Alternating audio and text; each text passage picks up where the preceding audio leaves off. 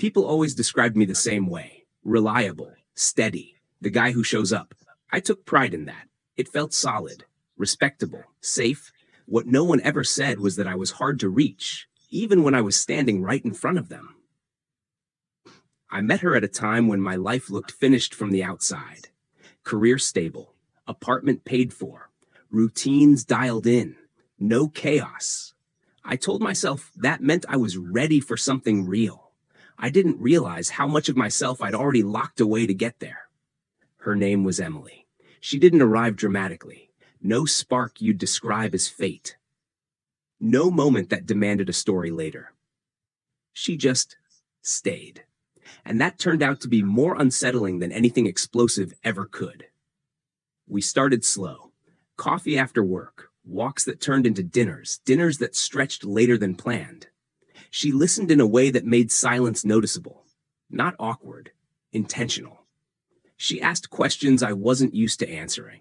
Not about my job, not about my plans, about how I felt in my own life.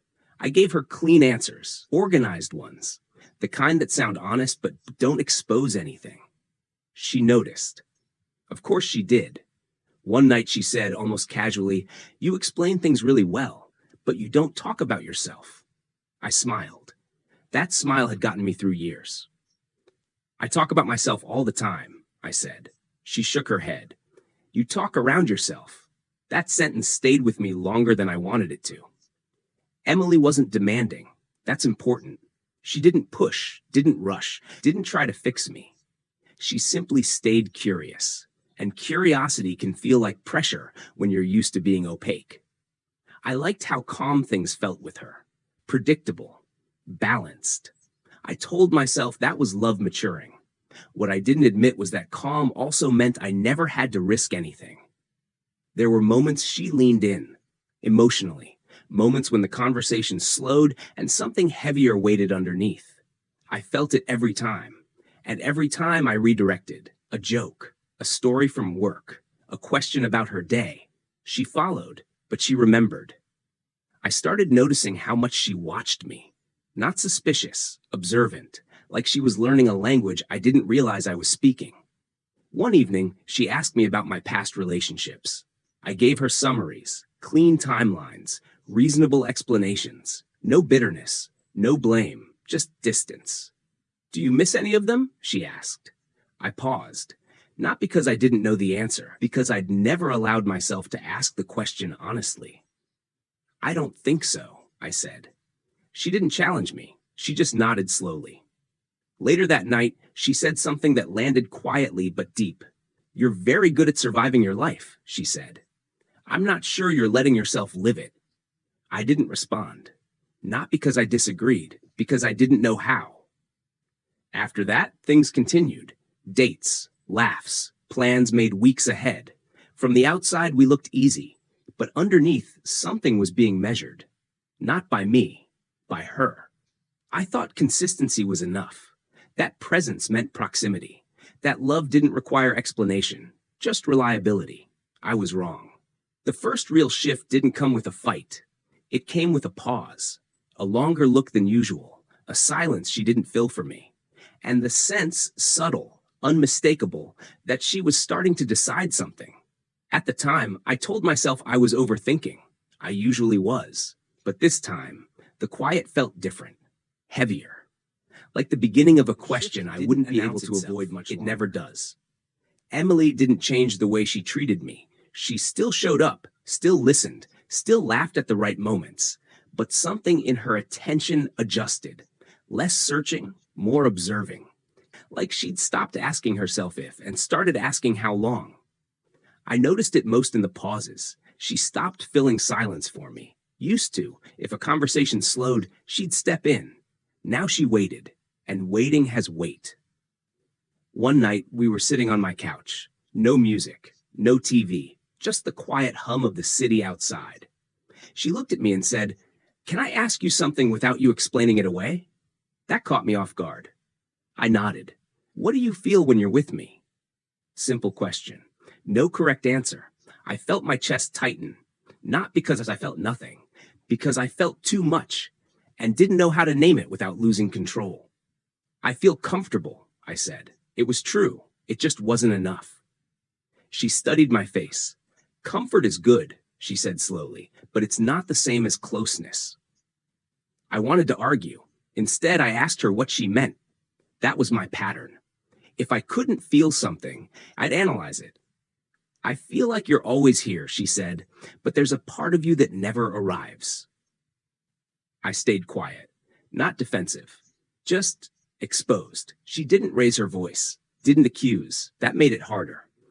I'm not asking you to change who you are, she continued.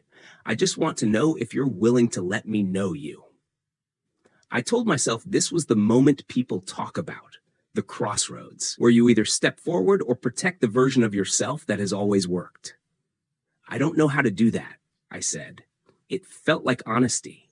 It was also a shield. She nodded. I know, she said. That answer scared me more than anger would have. After that, things became careful, still warm, still polite, but no longer effortless. I noticed how often she searched my face during conversations, not for reassurance, for presence. And I noticed how often I gave her structure instead. Plans, logistics, certainty, everything except vulnerability. One afternoon, she invited me to meet her friends, not as a test, as an offering. I went. I was charming, engaged, appropriate. Her friends liked me. That night, as we walked home, she was quiet. They think you're great, she said eventually. And I wish they could see you the way I do, she replied. I didn't ask what she meant. I knew. A week later, she told me she'd started journaling again. Trying to understand what I need, she said. I smiled, encouraged her. Didn't realize I was being evaluated in those pages. The conversations we didn't have began to stack up. The words I swallowed accumulated. I felt them there, unsaid, heavy, and still I stayed silent. One evening she looked at me and said, I don't think you realize how lonely it feels to be close to someone who won't step toward you. That sentence landed cleanly. No anger, no drama, just truth. I wanted to promise something, growth, change, effort, but promises like that require knowing where you're going. I didn't. I care about you, I said. She closed her eyes briefly. I know, she replied. That's what makes this hard. We sat there, the space between us suddenly visible, not physical, emotional. She reached for my hand, held it, not tightly, not pleading, had like someone saying goodbye without using the word. I need to know, she said softly, if you're ever going to let yourself be known. I opened my mouth, closed it, again. That night, after she left, I stayed up longer than usual. Not distracted, not numb, just aware. Aware that being reliable had become my hiding place, and that eventually, hiding costs us more than leaving. That's what made it harder. There was no final argument. No moment you could circle on a calendar and say, this is where it ended. Just a gradual loosening, like something being gently untied. Emily became more careful with her words, not colder, more precise. She stopped asking questions that required me to step forward, and I didn't step forward on my own. One evening, she came over later than usual, sat down across from me instead of next to me. I knew before she spoke. I've been thinking a lot, she said, about what it feels like to want someone who won't fully arrive. I listened, really listened. That was new. I don't think you mean to hold back, she continued. I think this is how you've learned to survive. That word again. Survive. I don't want to survive my relationships, she said. I want to live inside them. I nodded. My throat felt tight. She wasn't angry. She wasn't asking for reassurance. She was explaining a decision she'd already made. I care about you, she said, but I'm tired of reaching for something that keeps stepping just out of view. I wanted to tell her everything then. All the things I never practiced saying. How much I felt, how much I avoided, how unfamiliar exposure felt. But honesty requires rehearsal, and I had none. I understand, I said. It sounded mature. It sounded calm. It sounded like the same version of me she was leaving. She smiled sadly, stood up, paused for a moment like she might add something else. She didn't. After she left, the apartment felt unchanged. That's what unsettled me most. The same couch, the same quiet, the same man. Days passed, then weeks. The absence settled in slowly, not as pain, as clarity.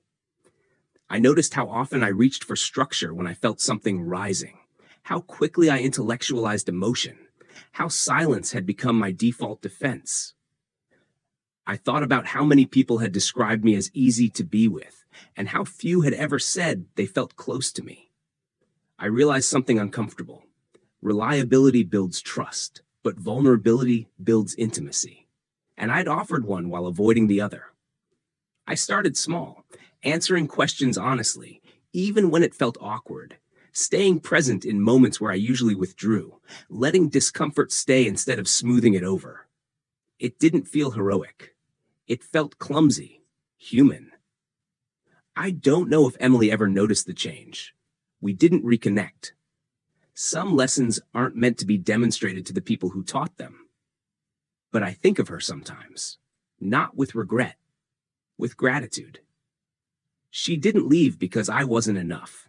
She left because I wouldn't let myself be seen. And love can't grow where someone stays hidden. Being dependable kept me safe. Being known requires risk. I'm still learning the difference, still choosing moment by moment to arrive instead of retreat, because being there isn't the same as being present. And presence, I've learned, is what people remember when everything else fades.